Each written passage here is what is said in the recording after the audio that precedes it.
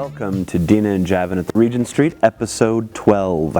It's December! 12! Happy holidays! We made it! Ho, ho, ho! You know how sometimes there is an eternity crammed into just a year? Oh boy, this was one.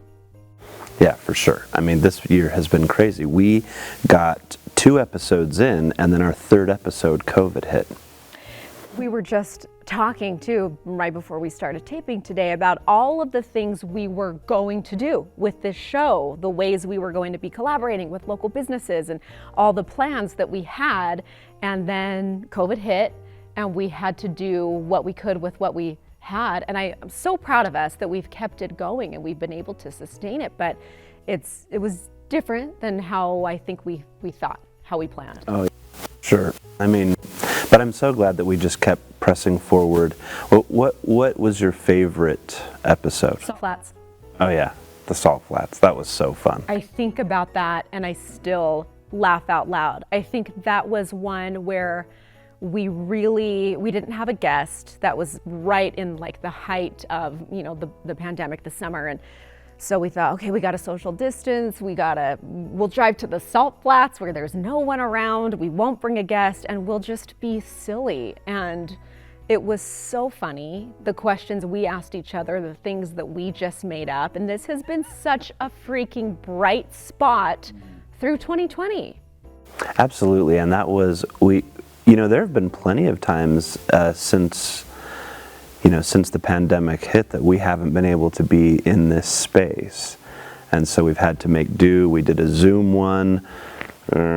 That was great. Like, I thought it went well, but I am so tired of Zoom. And then we went out to the Salt Flats, and I think that's my favorite too. I loved that one. It was so fun. We had such a great time that day, and I'm just so glad that we're here now, still doing this, and I'm looking forward to it. So let's talk a little bit about what's going on in our lives. Should we start with what's currently happening and then we'll kind of recap the growth of the year? Oh boy, how much time do we have? Well, you have big news. Huge news. Yeah. My son River just got married. Yeah. Just got married. Yeah. This week, got married on Thursday, and her name is Ali. And she's wonderful. We just love her, and he's just as happy as can be. So that has been a crazy, crazy time, right? To see my oldest child get married. What does that feel like as a parent? What is that? You feel like, I guess I'll just, this is what I feel like. I feel like, oh my gosh, what do I need to tell him? What is this and that? Is he ready? And of course he is. He's more ready than I was, and he's doing great. You're just worried. You suddenly become hyper parent, yeah, right? And because you just want to cram everything in before he's gone, so that's kind of how it feels. I'm always interested in hearing what those milestones feel like as I'm, getting into the little bits now myself of thinking about, okay, Char will turn 5 in March, and then next fall we're looking at kindergarten, and just how those things feel as a parent, even though, yeah, your kids are ready and your kids are, they're ready for that next step. But as a parent, it's like, that's my baby. Yeah, no. And River is so funny because when he started kindergarten, we were living in Manhattan, and, we took him to school for his first day of school. And we were just, we're just like weepy and stuff. We're like, oh my gosh, he's going to school, And he was like, see ya. He was not even worried one bit, And we were like, what? He's like, see ya. I love that. And I think Char will be kind of like that because he's got some guts. He'll be ready for it for sure. Yeah. My big news is that I'm still growing my baby. You still have one? Oh yeah! Oh my gosh, that's still happening. It's still going. How are you feeling though? Better than I was now that I'm out of that first trimester, which was not very fun. But You know, I have to be honest. I wish I was one of those women who loves being pregnant and feels like it's, enjoys that experience. I don't love it. I didn't love it with Charlie, and I don't love it now. Getting to the actual birth and the baby part, like, that's fine. I'm fine with that. But it's the being pregnant that, oh boy. Yeah. It's just not my favorite thing. But I mean, pretty soon, in just a few weeks, I'll be halfway. That's just crazy. It's flying by. I cannot believe that. And when I think about this year, where this year started for me personally and where it ended up, that's what I mean when I say what an eternity crammed in. Right. I mean, you've been with me every step of the way. You know me so well, one of the people that knows me better than anyone. And just thinking about my own journey and reflecting on it, at some point I want to kind of put everything together in a blog post to recap the year. I love doing that every year, to just reflect and kind of get like centered for the upcoming year. But I haven't been able to do that yet. I need some time to really think about it and make it what I want it to be. But wow, what a year. Yeah.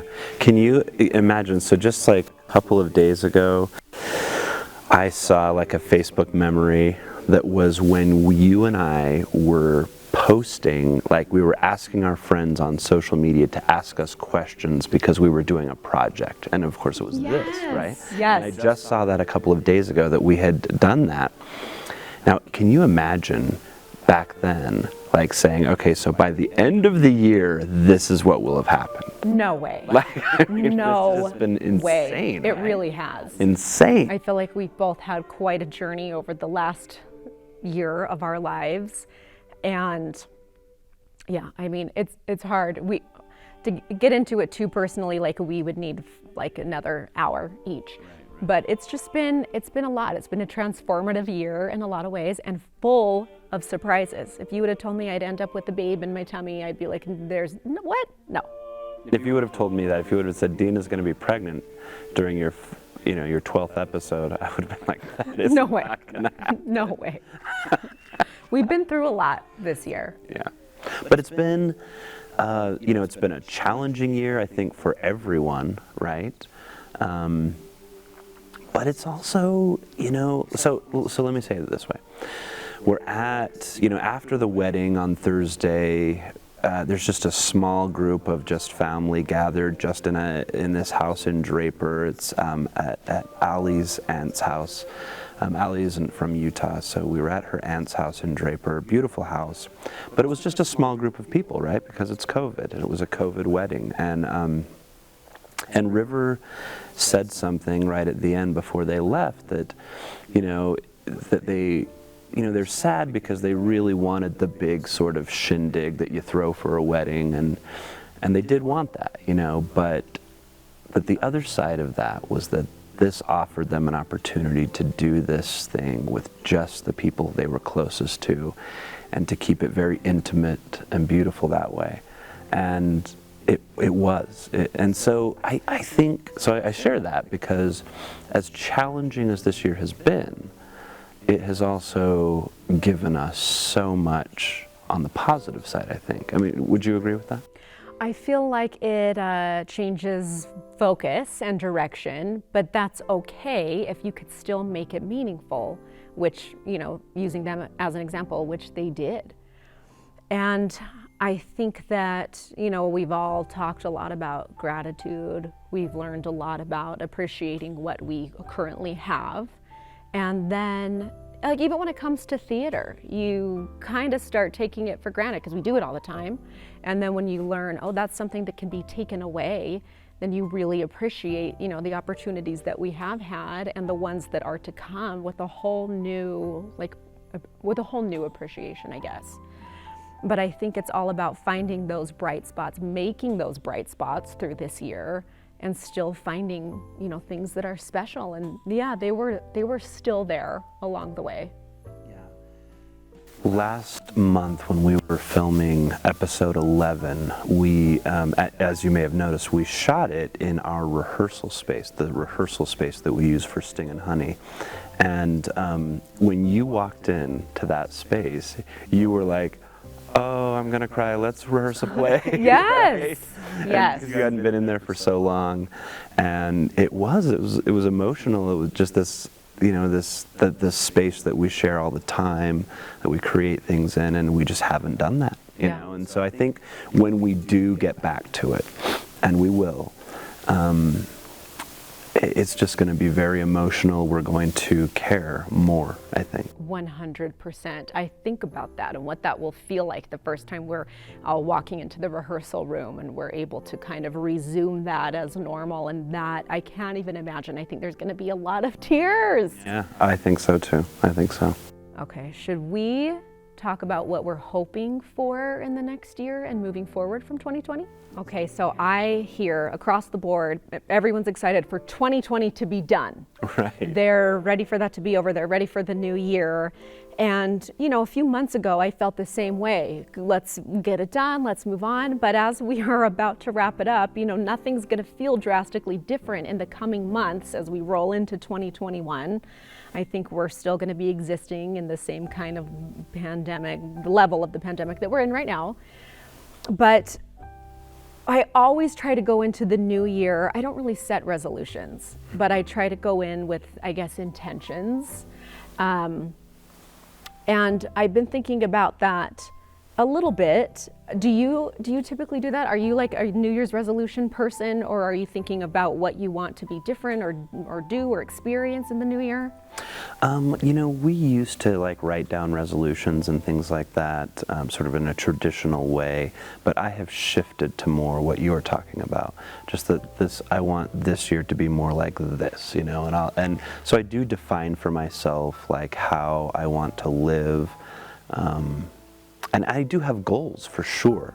I have goals that I want to accomplish this year, right? So I guess it's the same thing, but I just don't think of it as this is the resolution, because I feel like that's just such a, well, I'll speak for myself. It's a setup for failure. Yes, that's exactly how I feel too. Yeah. It's too much pressure to have everything change at this day, at this time. And it's we can strive to that and ease into that. But I think that hard and fast, everything changes when the clock strikes, midnight. It's too much pressure. And that's not how humans work, right? I mean, you do have to have a moment, I think, where you decide that I'm no longer going to do this, or I'm going to start doing this. And you have to have those moments in your life, for sure. But I think that it can't depend on a date. It can't, the time has to, well, that's kind of what I'm going to read in our Bits of Beauty segment today, has to do with that. I do like the idea that once that year is over, it doesn't exist anymore. That's done. I like the fresh feeling of that and New Year. Dates are always important to me. I always think back on certain dates that defined moments. So I think that's big, and I feel the energy of that. But I feel like, okay, what's really going to be different in 2021 as far as the world around us? Are we going to be getting back to theater maybe by summer or fall? Or it's almost an impossible thing still to answer. Yeah, I was just wondering this very thing. We have shows scheduled for 2021, and I've been under the assumption that we would be able to do that. But already, the first one that is scheduled to rehearse, it begins at the end of February. That seems so close. That is scheduled to begin rehearsing in 2 months. And that just seems like, wow, is that really going to happen? So I don't, you're right that 2021 isn't going to immediately pan out as this new thing. Mm-hmm. What we're going to have to make it a new thing, and it's going to take time. It'll probably take half of the year before 2021 becomes the new year. Yeah, I think that when it will start to feel different, hopefully, knock on wood, will be, summertime, mm-hmm. maybe heading into fall, and then maybe we can start to relax and get back to that normal life or normalcy. But I think what we learned in 2020 is that every time we thought, okay, we're going to get back to real life and we're going to have some answers, and by this date we'll be doing theater, and this date, it didn't happen.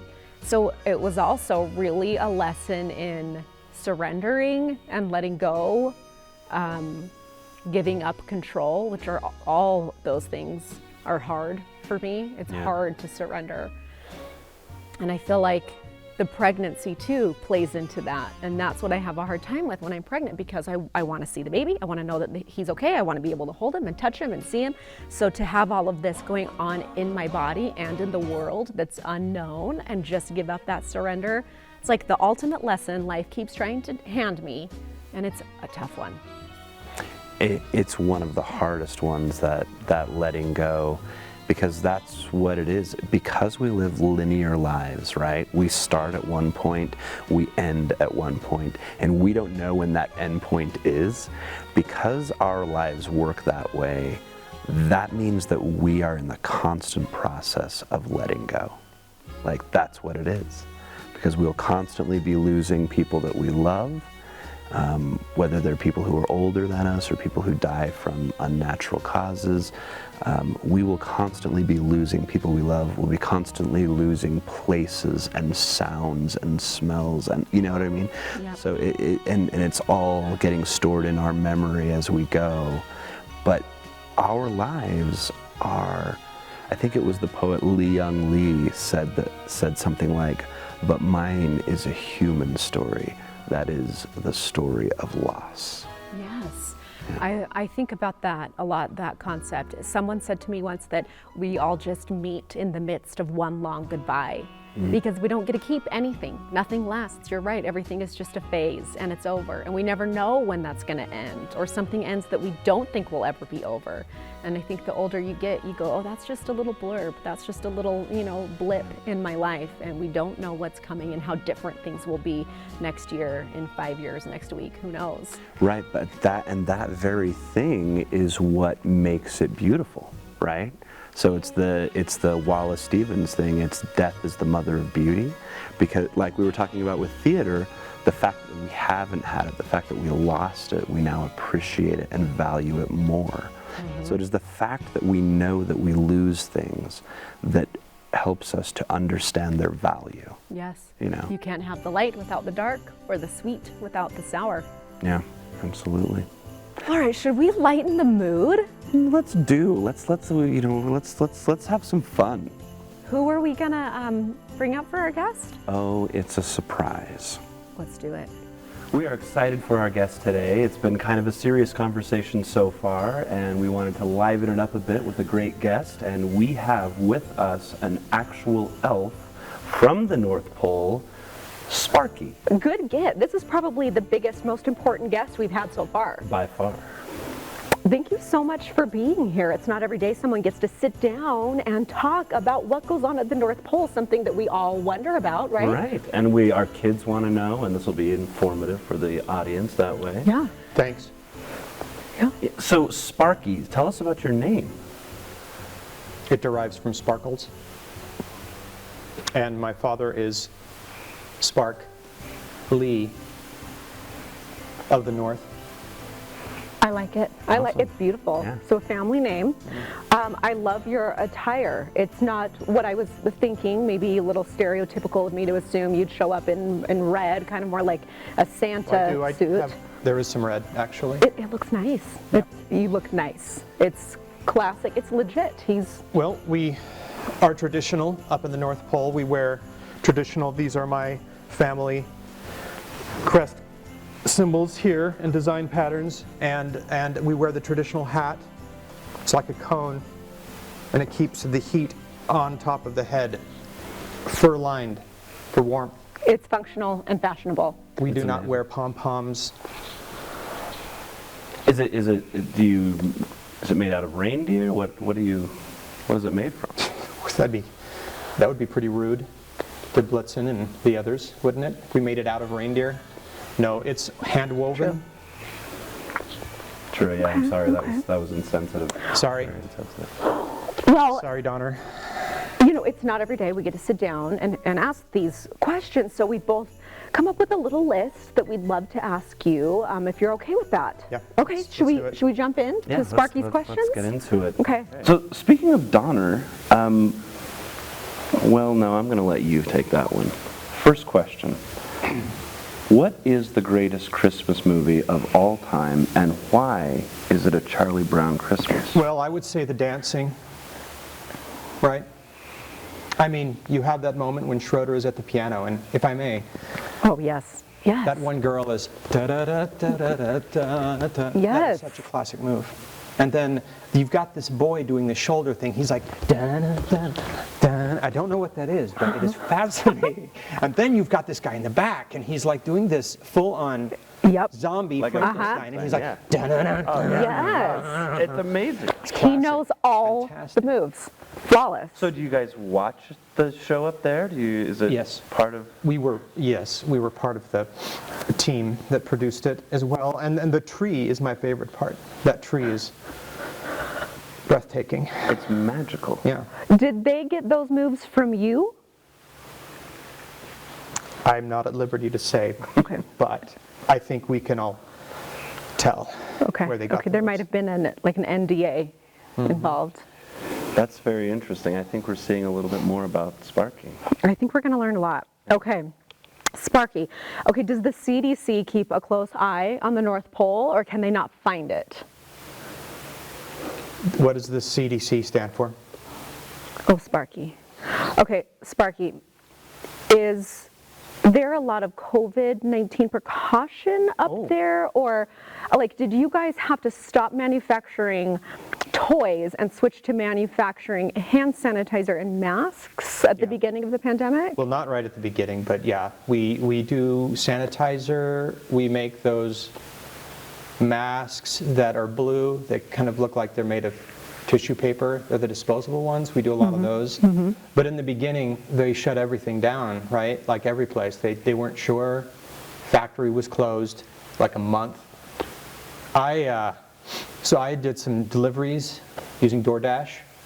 I did some DoorDash deliveries as a side job. Just in the North Pole I area? asked Santa if I could use Dasher, and he allowed me, for the name synergy, of course. And boy, reindeer, I tell you what, you want something from Tokyo, some food, I could have it here in Salt Lake in 5 minutes. Dang. I got a lot of good tips. Dasher. Innovative, really. So the names of the reindeer, Yes. they're actually like, they have to do with their own sort of character and makeup. It's just their names, like Sparky. Okay, all right. Who named them? Did Santa name them? Okay. How's the toilet paper supply up there right now? Elves don't poop. Oh, you heard it here first. Interesting. Or maybe it's just a gumdrop? It's more of a sparkles and sound of joy. Okay, okay. So I think we are learning more about how you got named Sparky. That feels right. Okay. I'll let you take the next one. Okay, so this one's a little bit of a little bit more of a hard-hitting question, because I don't want to be accused of softballing this interview. Do you think you and Santa distract from the true meaning of Christmas? Christmas is a lot about joy and happiness, and you can see how we embody that. Next question, please. Okay, I have one. Are you at all worried that Santa could be pre-diabetic? Well, we were worried. It's possible, and particularly with COVID, he's older. He is not the healthiest, so he has been isolating himself until Christmas Eve. Okay. But we are a little worried about him. Well, just all the treats that he eats, all those sweets. Yeah. I mean, that can't be healthy. Well, if he's been okay for hundreds of years, though, I think he's probably going to continue to be all right. But yeah, we keep an eye. Okay, okay. Times change, right? So, Sparky, are you an angry elf?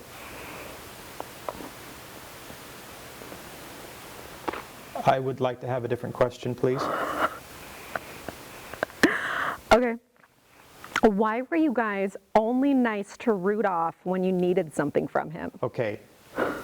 So first off, will you say us guys, us elves? It was not elves. All of the other reindeer used to laugh and call him names. You got me. That is true. That is true. I mean, Blitz and his ilk, you're going to have to bring that up with them. But we have always been kind to Rudolph. I think especially once he started really showing leadership qualities. That's where things kind of took a turn, and he was Shone like a light appreciated. and yes, had real purpose. He brought a new age to the team as a new legacy when he came on. True that. Indeed, absolutely. So tell me this, have you ever been an elf on the shelf? Yep, I worked as an elf on the shelf for a couple years, and then they let me go.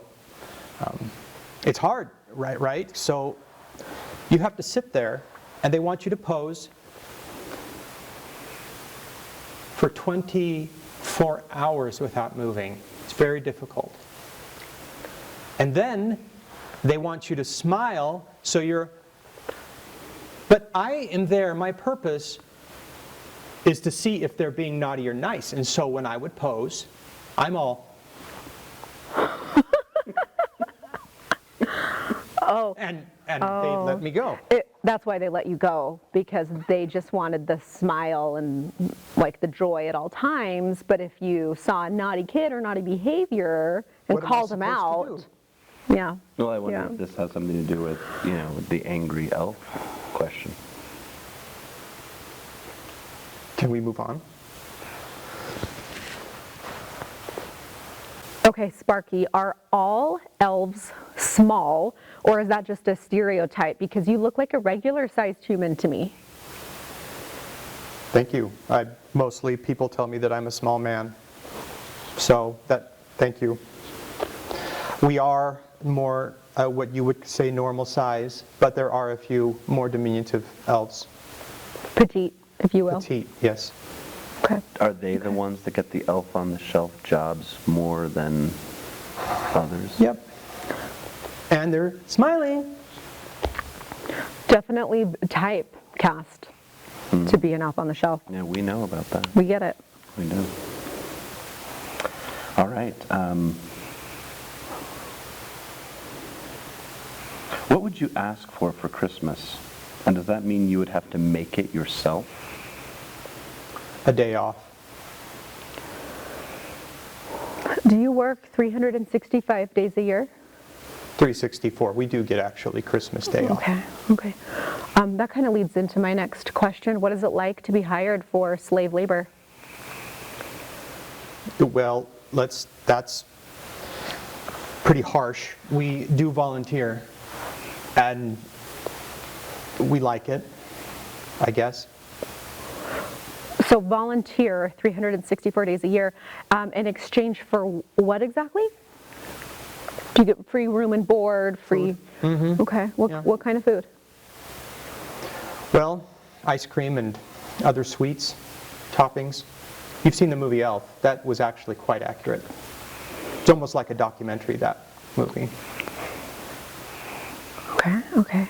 Do you have another one? Well, that just made me, the economic question that you brought up, I've wondered year after year. In fact, I think when I was 7, I first wondered this, with you flooding, the market with free toys once a year, do you think that that's good for the economy? I don't know anything about money. We don't have any money up there, so I don't know. Do people pay for toys here? Oh boy. Okay. Sparky, why is Mrs. Claus hiding in the shadow of Santa? And do you think that now is her time to step forward as a strong, independent woman? Do I look like Mrs. Claus? You'll need to ask her. Okay? Fair. Okay. All right. I just have one more, Sparky. Yes. Okay, so is God just Santa for adults? One of them is real, and it's up to you to decide which one. Dang. Okay. Okay. Do you have anything else, Deena? I do. I have just a few more. We'll go quick, Sparky. It seems like you've got maybe somewhere to be or something you got to get out of here and do. So we'll try not to take up too much more of your time. Okay. Okay. Is it true that the reindeer are being replaced by drones? No. No. Drones, they make noise. You've heard them. They're only good for taking pictures. I mean, maybe someday they can deliver packages, but they can't carry Santa. Okay. I mean, all right. Santa that's going to have to be quite a drone, right? And the drone can't go down the chimney like he can and deposit the gifts right under the tree. Only Santa has that power and ability. So, good luck, drone people. It's not going to So happen. you're saying Santa's real? That's up for you to decide. Is Donner named after the Donner Party? Well, actually, the Donner Party is named after Donner. If Santa is ever caught in a blizzard, we all know which reindeer he would eat first. Donner has some meat on his bones, I'll just say. A hefty little guy, huh?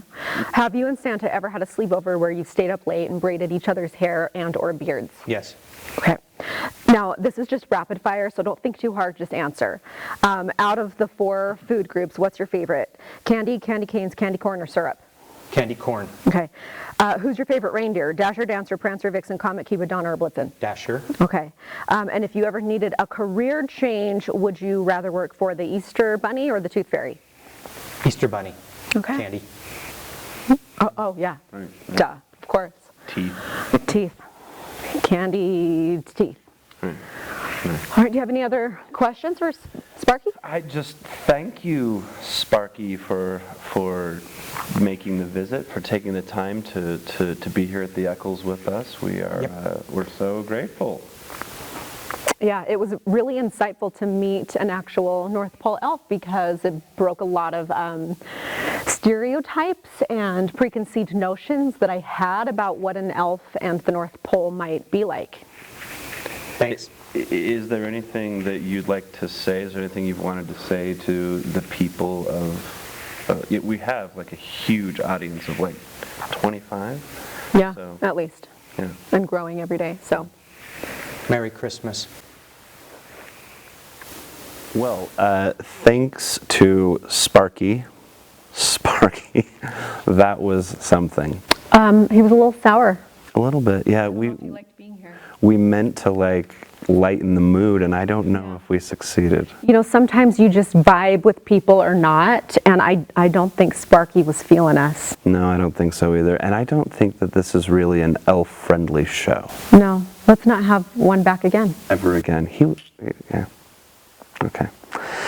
So Bits of Beauty, we're going to say goodbye to you on this episode and to the year, right? So I get to start this time. Okay. And so this time of year, I often finish reading Hamlet with my students. And it is always, every year, it blows me away. And one of the things we all know about Hamlet is that Hamlet is this character who has a hard time just deciding to do the thing that he's out to do, which is to avenge his father, right? To kill Claudius. And what's so great is that Shakespeare gives what I'm about to read, which is about doing what you decide to do. He gives that monologue to Claudius, right? It's quite lovely. But the reason why I want to share it is because it, you know, what we were just talking about with the year and, you know, looking back and looking forward, whatever happens to us, the importance of just doing and to keep going is so important. And so this is what was in my mind. So this is Claudius from Hamlet. There lives within the very flame of love a kind of wick or snuff that will abate it, and nothing is at a likeness good still. For goodness growing to a pleurisy, dies in his own too much. That we would do, we should do, when we would. For this would changes, and hath abatements and delays as many as there are tongues, are hands, are accidents. And then this should is like a spendthrift sigh that hurts by easing. I love Hamlet so much. It's one of my favorites. And every time I think about Hamlet, I think about the first time I read it, which was, I think, junior year in high school. And we read it throughout our English class. And I remember the day we finished it, you know, everyone's like, yay! And I was like, did we not all have the same experience? I was totally that kid. I was like, yeah, like rocked.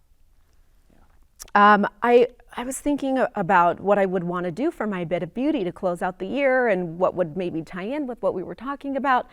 And I wasn't sure. And all of a sudden I thought, oh, when the pandemic first hit, it was March, when things really started locking down, like mid-March. And that was such a transitional time for me and things that I was going through.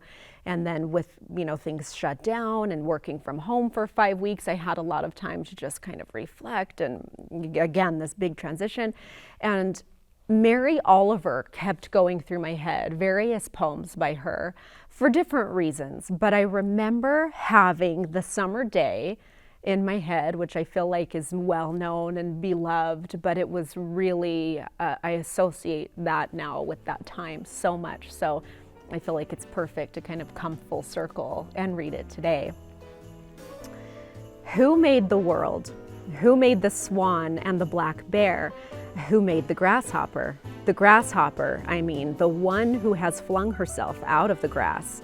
The one who was eating sugar out of my hand, who was moving her jaws back and forth instead of up and down, who was gazing around with her enormous and complicated eyes. Now she lifts her pale forearms and thoroughly washes her face. Now she snaps her wings open and floats away. I don't know exactly what a prayer is. I do know how to pay attention, how to fall down into the grass, how to kneel down into the grass, how to be idle and blessed, how to stroll through the fields, which is what I have been doing all day. Tell me, what else should I have done? Doesn't everything die at last and too soon? Tell me, what is it you plan to do with your one wild and precious life? I love her. So much. That's so great. So much. Well, shoot. That's a wrap on 2020. That's us. What? So next time you see us, it will be a new year, and it will have been a year. And it will have been a year. Which I've been saying since, I think, episode 6. Yeah, but now it's finally real. All right, well, I love you so much. I love you. We did it. We did it, Jav. Yeah. All right. Happy holidays, Merry Christmas, and we will see you on the other side of the new year.